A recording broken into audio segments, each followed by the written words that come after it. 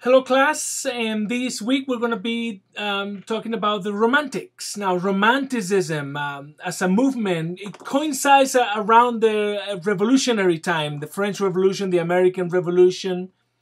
This is a movement that has a lot of characteristics. A couple of the most important things about the Romantics is nature and the self.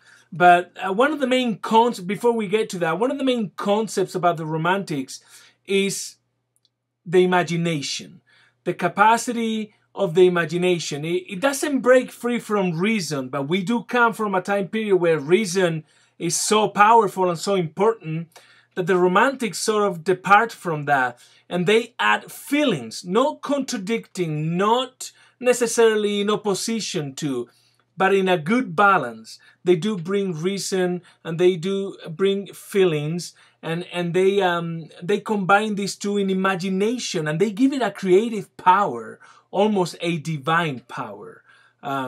Because for the Romantics, it's our imagination not only allows us to understand and perceive the world around us, but it also allows us to create it. And that gives it a very creative power, almost divine in nature. Anyway, speaking of nature, what did nature mean to the Romantics? Well, it meant a lot of things. But first and foremost, it was a beautiful creation from a powerful creator. And nature in itself was art. And that's huge for the Romantics. Now remember, a couple of the most important things about the Romantics are nature and the self. They do put a lot of emphasis on the self and almost egocentrism. But again, if it's your imagination that brings this reason and creativity to and feelings to a balance, imagine the power that the self gains with this, right? So that's very important to the Romantics. Read the notes on Romanticism, do some search on them online, read, it's a lot of information.